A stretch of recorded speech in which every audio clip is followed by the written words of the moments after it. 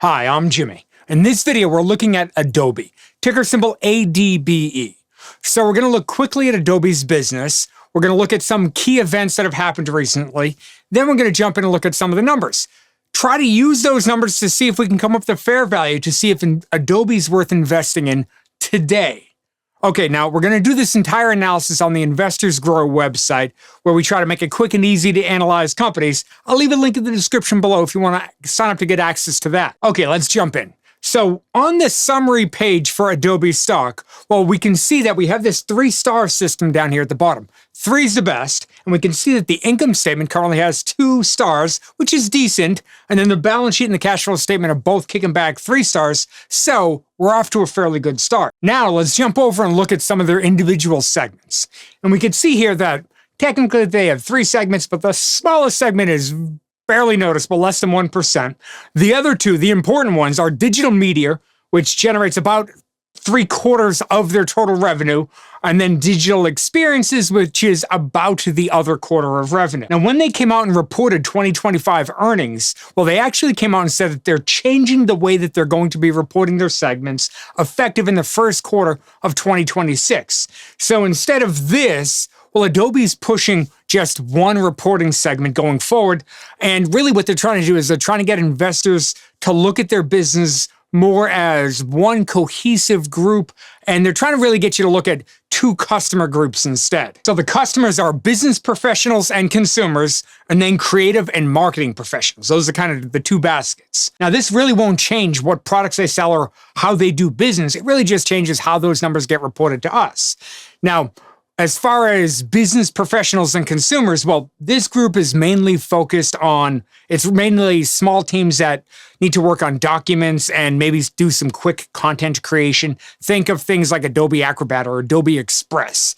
And in Adobe's annual report, well, they explicitly tie this customer group with Adobe Acrobat and Adobe Express, whereas their creative and marketing professionals, well, this group is more going after their Creative Cloud products. This is like the flagship products like Photoshop or Illustrator or Lightroom and Adobe Premiere Pro. And then they have their whole digital experiences side of it, which is again targeting, it's really going after the marketing group. Now, obviously, AI is going to play a big role in Adobe, and when we jump over and look at a chart of Adobe's stock over the past year, well, the stock has clearly gotten killed. And the threat of AI is really one of the biggest things that has driven this stock and a lot of similar software companies in this direction. Now, as far as Adobe's use of AI, well, they're really leaning into what they're calling easy use of AI. Basically, they're trying to embed AI products into their tools to, in theory, if you want to create content, well, now you put in a text prompt and it kicks back some content. If you're editing a video, well, you tell them you need some B-roll video and it will automatically generate that B-roll video. So in theory, if we have a subscription to one of Adobe's products, well, this kind of makes their subscription a bit stickier and hopefully a little bit tougher for them to lose their customer. That's kind of what they're going for. Okay, now we're going to get a bit further into their business as we run through some of the numbers. So first, let's jump over and look at a chart of revenue. So this is a chart of revenue going over the past decade. And the first thing we might notice here is that revenue has climbed nicely for a while. It's impressive how steady revenue, they've been able to get revenue to climb consistently for a while. Now, one of the reasons that this climb has been able to be so steady is that going back to the 2010s, well, Adobe made a decision to switch their business model from selling their software to instead selling a subscription service to their software. In fact, when we jump over and look at a chart of this is what percentage of revenue is being sold as a subscription, well, this is a quarterly chart going back quite a ways, and we can see that revenue, the percentage of revenue generated from subscriptions has gone up when the most recently reported number, which was their fiscal year 2025, the closeout of their fiscal year 2025, which by the way happens in November, not December. But either way, we can see there, it was near 100%. So practically all of the revenue is coming in from subscriptions. Now, when we jump over and look at a chart of revenue growth, well, one of the reasons that over the past decade they've been able to maintain double-digit growth for so long is largely because of this subscription model. Now, yes, technically, if we look at this chart, we can see that revenue has pulled back in the past few years, although it's hanging out right at that 10% level. And from what I've read from analyst reports and whatnot, Adobe's expected to maintain at least somewhat reasonable growth. I've seen reports as low as 6 or 7%, but as high as 14 or 15%. So somewhere in this area is what's expected going forward. And then when we switch over to profit, well, this is a chart of net income. And while it's not nearly as pretty and steady as revenue was, it has done a decent job of increasing over the past decade. Now, one small point to keep in mind is we might notice this relatively large jump from 2024 to 2025. And I was actually a little bit surprised to see that, given one, how much the stock is down, but also how much talk there is around AI. I was a little surprised to see that, we know the stock's down 40%, and yet profit jumped up that much. Well, when I dug into it, it turned out that these numbers are a bit skewed because in 2024, Adobe was supposed to acquire a company called Figma, and that deal fell apart. And when that deal fell apart, well, Adobe had to pay a fee cancellation deal, a deal cancellation fee, that's what I meant, a deal cancellation fee of $1 billion.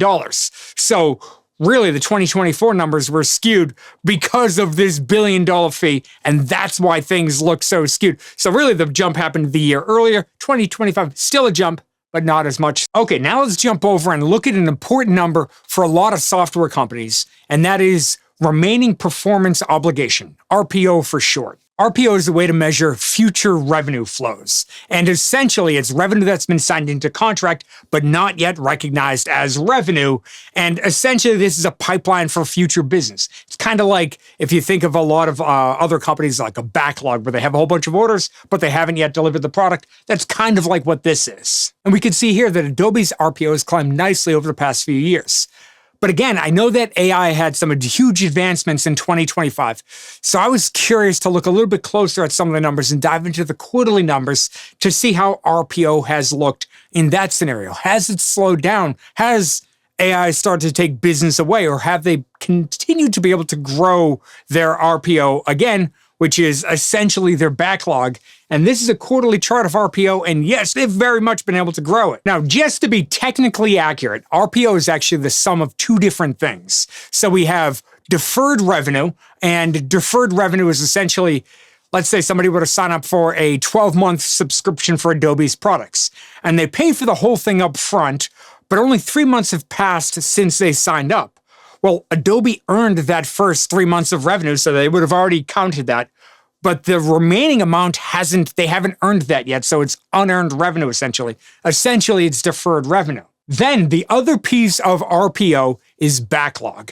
And backlog is very similar to deferred revenue, except let's say a company were to sign, let's say they sign a 5-year contract with one of their customers. Well, perhaps that company, their customer, only gets billed on an annual basis.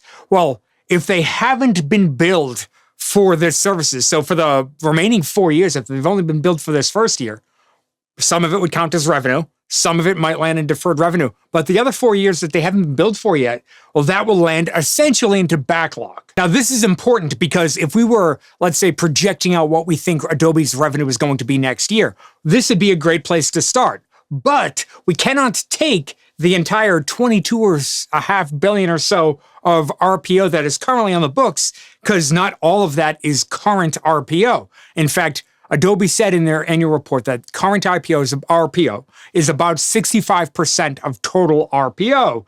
So about 65% of this should show up in next year's revenue, plus whatever the company can generate from sales and things like that. So broadly speaking, this kind of growth is a very good sign for potential investors in Adobe. Adobe has continued to grow. Okay, now let's jump over and look at shares outstanding, and then we're going to jump in and try to look at the fair value for Adobe stock to see what it could be worth. So this is a chart of shares outstanding, and we can see that it's been declining a decent amount. And this tells us that Adobe has been buying back stock. Now, I dug into their financials and was able to dig up some data on the value of the shares repurchased. And this is the value of shares repurchased going back to 2010. And the interesting part here is that there was a drop in 2023, and I was a little bit curious as to why that happened. So first, in 2022, they did actually have an unusually large buyback relative to their history up to that point. But then in 2022, at the end of 2022, they announced that they were going to make the acquisition of Figma. Then they slowed down with buybacks in 2023. Now, where they didn't explicitly say that they slowed down because of the Figma deal, it kind of makes sense. And by the way, the Figma deal fell apart because they said they didn't see a clear path to regulatory approval. So they pull back and then they kind of make up their ground in 2024 and they start doing a ton of buybacks again. So again, not a bad sign for potential investors. Okay, now with all of that in the back of our mind, let's jump over and look at the fair value for Adobe stock. So first, this is, again, from the Investors Grow website, we have forward PE ratio. And we can see that relative to their own history, right now the forward PE ratio for Adobe stock is about 11x, which compared to their longer term averages, 5, 10, and 20-year averages, are closer to 20 or 30x for forward PE. So right now, clearly 11x looks like it's quite undervalued. Okay, now to get a better look, a rounder view at the fair value of a company, as many of you know, I like to double check with other valuation methods. And this is a chart of discounted free cash flow. And the blue bars here are historical numbers. The green bars are analyst estimates. And what's crazy about this is that the fair value is almost $475 per share, which is about 85% higher than this the current stock price. Now, interestingly, stock-based compensation is actually a big part of this company, as it is with a lot of software companies. But many times it makes sense to account for stock-based compensation. So when we check the box up here for stock-based compensation, well, what it does is it takes historical stock-based compensation, it projects that out, and then it basically deducts that from free cash flow, giving us a new fair value for Adobe stock of about $377 per share.